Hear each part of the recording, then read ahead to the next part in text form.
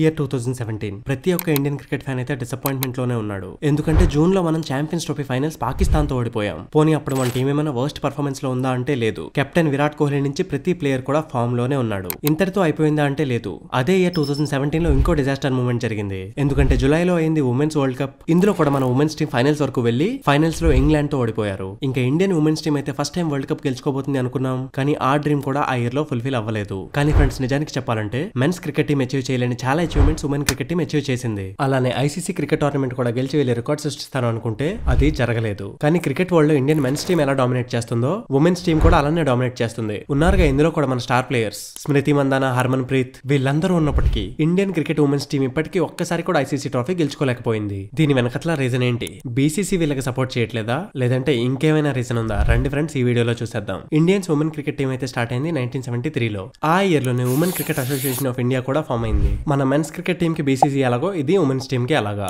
International men's cricket అయితే 1932లోనే start అయిపోయింది ఇండియాకి. అదే ఉమెన్స్ కి స్టార్ట్ అవడానికి 40 ఇయర్స్ పట్టింది. దీని వెనకట్ల ఉన్న రీజన్ ఏంటి? ఇండియాలో క్రికెట్ ని ఓన్లీ మెన్స్ గేమ్ కింద చూస్తారు. ఇంకా ఉమెన్స్ క్రికెట్ చూడడానికి ఆడియన్స్ లో కూడా అంత పెద్ద క్రేజ్ ఏమీ లేదు. అందుకే women's cricket team first test match అయితే ఆడింది 31 అక్టోబర్ 1976 వెస్ట్ ఇండీస్ కి అగెనిస్ట్ గా. ఆ మ్యాచ్ అయితే ఎలాగోలా కష్టపడి డ్రా తీసుకొచ్చారు. తర్వాత Indian women's cricket team first time test match win అయితే అయ్యారు 1978లో. ఈ మ్యాచ్ కూడా అయింది వెస్ట్ ఇండీస్ తోనే, పూణే స్టేడియంలో. అలా వస్తూ ఇండియా అయితే 1983లో వరల్డ్ కప్ గెలిచేసింది. ఇంకేమైనా ఉందా? ఇండియాలో క్రికెట్ యొక్క క్రేజ్ అమాంతంగా పెరిగిపోయింది. దీంతో మెన్స్ క్రికెట్ అయినా సరే, ఉమెన్స్ క్రికెట్ అయినా సరే ప్రతి ఒక్క చైల్డ్ కి ఉండేది నేను పెద్ద క్రికెట్ పర్సూ చేస్తాను అని. దీని తర్వాత మనకి మెన్స్ క్రికెట్ లో సచిన్ టెండూల్కర్ ఇంకా మిథాలీ రాజ్ లాంటి ప్లేయర్స్ అయితే కనిపించారు. ఉమెన్ ఓడిఐస్ లో all time scorer Mithali Raj. అలానే ఉమెన్ ఓడిఐస్ కి top wicket taker Jhulan Goswami. ఇప్పుడు T20I ఉమెన్స్ లో మోడర్న్ డే లెజెండ్స్ అయితే హర్మన్ ప్రీత్ కౌర్ ఉంది 3rd నెంబర్ లో, ఇంకా స్మృతి మందాన 2nd నెంబర్ లో. మరి ఉమెన్స్ క్రికెట్ టీమ్ లో ఇంకా ఉమెన్ క్రికెటర్స్ లో ఎంతమంది అచీవర్స్ ఉన్నారు కదా. కానీ ఈ రోజు వరకు ఎందుకు ఇండియన్ ఉమెన్స్ టీం ఒక్క ఐసీసీ ట్రోఫీ కూడా గెలుచుకోలేకపోయింది? ఇండియన్ ఉమెన్స్ క్రికెట్ టీం అయితే ఇప్పటి వరకు ఐసీసీ వరల్డ్ కప్ లో 3 సార్లు మాత్రమే ఫైనల్స్ వరకు కూడా వెళ్ళింది. అవి 2005, 2017 ఓడిఐ వరల్డ్ కప్, ఇంకా 2020లో అయిన T20 వరల్డ్ కప్. ఈ 3 సార్లు కూడా ఇండియన్ ఉమెన్స్ టీం అయితే ఫైనల్స్ వరకు వెళ్లి ఓడిపోయారు. ఇందులో 2 సార్లు వీళ్ళు ఓడిపోయింది ఆస్ట్రేలియాతో. అందుకే ఇప్పుడు ఉమెన్స్ క్రికెట్ టీమ్ లో ఫస్ట్ స్ట్రాంగ్ టీం ఆస్ట్రేలియా అయితే సెకండ్ స్ట్రాంగెస్ట్ టీం మందే.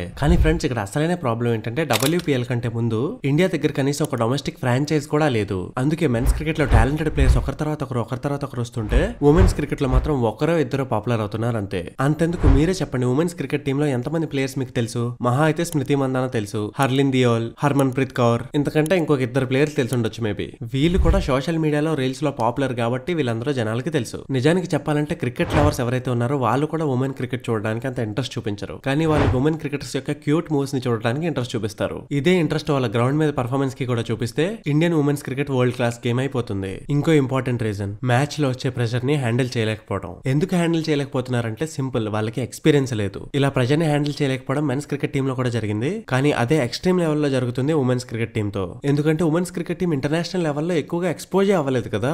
ఎవరికైతే అంత ఎక్స్పీరియన్స్ లేదో వాళ్ళైతే హై ప్రెషర్ సిచ్యువేషన్స్ లో చోక్ అయిపోతారు కదా. మరి ఇండియన్ ఉమెన్స్ టీమ్ ఫైనల్స్ కి వెళ్ళిన ప్రతిసారి కూడా వాళ్ళు మంచి పొజిషన్ లోనే ఉన్నారు, అలానే మంచి ఫామ్ లో కూడా ఉన్నారు. కానీ ఫైనల్స్ ఎందుకు క్రాక్ చేయలేకపోయారంటే సింపుల్, ఆ ప్రెషర్ ని హ్యాండిల్ చేయలేకపోయారు. Indians women cricket team first ODI finals అయితే ఆడారు 2005లో. అప్పుడు టీం యొక్క కెప్టెన్ అయితే మిథాలీ రాజ్. ఈ ఫైనల్స్ అయితే వీళ్ళు ఆడాల్సి ఉంది ఆస్ట్రేలియాకి అగెనిస్ట్ గా. ఆస్ట్రేలియా పర్ఫార్మెన్స్ అయితే తెలుసుగా, గ్రూప్ స్టేజ్ లో నెంబర్ 1 టీం. ఇంకా సెమీఫైనల్స్ లో ఇంగ్లాండ్ ని ఓడించేసింది. ఇంకా ఫైనల్స్ లో కూడా ఆస్ట్రేలియానే గెలుస్తుంది అని అందరూ అనుకున్నారు. కానీ మ్యాచ్ స్టార్ట్ అయిన తర్వాత ఆస్ట్రేలియా అయితే ఫస్ట్ చేసింది బ్యాటింగ్. ఫస్ట్ ఇన్నింగ్స్ కంప్లీట్ అయ్యేసరికి ఆస్ట్రేలియా 215 స్కోర్ చేసి 216 టార్గెట్ ఇచ్చింది ఇండియాకి. ఈ టార్గెట్ అయితే ఈజీలీ చేజబుల్ మన ఇండియా టీం కి. కానీ సెకండ్ ఇన్నింగ్ స్టార్ట్ అయ్యాక ఏమైందంటే ఆ ప్రెషర్ ని వాళ్ళు హ్యాండిల్ చేయలేక ఇండియన్ టీం అయితే 117 స్కోర్ దగ్గర ఆల్ అవుట్ అయిపోయింది. ఇంకేముంది, Australia one the world cup by 98 runs. మన ఇండియన్ టీం స్టార్టింగ్ అయితే బానే చేసింది, బౌలింగ్ లో బానే డిఫెండ్ చేసుకుంటూ వచ్చారు. బ్యాటింగ్ లైనప్ కూడా బానే ఉంది. కానీ చెప్పానుగా, ప్రెషర్ ని హ్యాండిల్ చేయలేక వాళ్ళు ఆల్ అవుట్ అయిపోయారు. 2017 వరల్డ్ కప్ ఏదైతే 2005లో జరిగిందో మళ్ళీ 12 ఇయర్స్ తర్వాత అదే జరిగింది. ఆ 2017 లో జరిగిన ఫైనల్ మ్యాచ్ అయితే ఈ రోజుకి కూడా చాలా మంది మర్చిపోలేదు. ఇండియా అయితే ఫైనల్స్ ఆడింది ఇంగ్లాండ్ తో. ఇంగ్లాండే ఆ ఇయర్ వరల్డ్ కప్ కి హోస్ట్ కూడా. ఫ్రెండ్స్, ఎవరైతే ఆ మ్యాచ్ చూసారో వాళ్ళకైతే తెలిసి ఉంటుంది ఇండియా ఏ పాయింట్ వల్ల ఓడిపోయిందో. ఎందుకంటే ఆ మ్యాచ్ లో 95% ఆఫ్ ద టైం ఇండియా అయితే విన్నింగ్ ప్లేస్ లోనే ఉంది. కానీ లాస్ట్ కి వచ్చేసరికి ఇండియా ఎలా ఓడిపోయిందంటే అలా ఓడిపోతుంది అని చెప్పి ఇంగ్లాండ్ కూడా ఎక్స్పెక్ట్ చేయలేదు. ఇంగ్లాండ్ అయితే ఫస్ట్ బ్యాటింగ్ చేసింది. ఇంకా 228 స్కోర్ కొట్టి 229 టార్గెట్ అయితే ఇచ్చింది ఇండియాకి. సో ఇండియా బ్యాటింగ్ చేస్తూ చాలా బాగా పర్ఫామ్ చేసింది. 45th ఓవర్కి వచ్చేసరికి ఇండియా స్కోర్ అయితే ఉంది 200 ఫర్ 5 వికెట్స్. సో ఇప్పుడున్న 30 బాల్స్ లో ఇండియా అయితే కొట్టాల్సి ఉంది 29 రన్స్. అంటే బాల్ ఒక్క రన్ కొట్టినా సరే ఇంకొక బాల్ మిగిలిపోతాయి. కానీ హై ప్రెషర్ సిచ్యువేషన్ ని హ్యాండిల్ చేయలేకపోయారు. ఆ 5 ఓవర్లు కంప్లీట్ అయిపోయే లోపే 19 రన్స్ కొట్టి ఆల్ అవుట్ అయిపోయారు. ఇకపోతే 2020 T20 వరల్డ్ కప్, ఇంకా రీసెంట్ గా జరిగిన 2024 T20 వరల్డ్ వరల్డ్ కప్. ఈ రెండిట్లోనే ఇండియన్ ఉమెన్స్ టీం అయితే పెద్దగా పర్ఫామ్ చేసినట్టు మనకి కనిపించలేదు. ఇంకా గ్రూప్ స్టేజ్ లోనే టోర్నమెంట్ నుంచి బయటకు వచ్చేసారు. సో ఇంత ఘోరంగా వీళ్ళు టోర్నమెంట్ నుంచి అవుట్ అయిపోవడానికి రెండే రీజన్స్. ఒకటి, ఎక్కువ వీళ్ళకి ఇంటర్నేషనల్ ఎక్స్పోజర్ లేదు. ఇంకోటి, అందుకే వీళ్ళు హై ప్రెషర్ సిచువేషన్స్ ని హ్యాండిల్ చేయలేకపోతున్నారు. సో మరి ఇప్పుడు దీనికి సొల్యూషన్ ఏంటి? ఫస్ట్ బైలాటరల్ సిరీస్ ని ఇంక్రీజ్ చేయాలి. ఎందుకంటే ఇప్పటి వరకు ఇండియన్ ఉమెన్ టీం అయితే 89 ఇంటర్నేషనల్ మ్యాచెస్ ఆడింది. అంటే యావరేజ్ గా సంవత్సరానికి 17 to 18 మ్యాచెస్ ఆడుతున్నట్టు. అదే ఈ ఫిగర్ ని ఆస్ట్రేలియా ఇంకా ఇంగ్లాండ్ తో కంపేర్ చేస్తే ఆస్ట్రేలియా అయితే 112 మ్యాచెస్ ఆడారు ఒక సంవత్సరానికి. ఇంకా ఇంగ్లాండ్ యావరేజ్ గా 108. ఇకపోతే సేనా టూర్స్.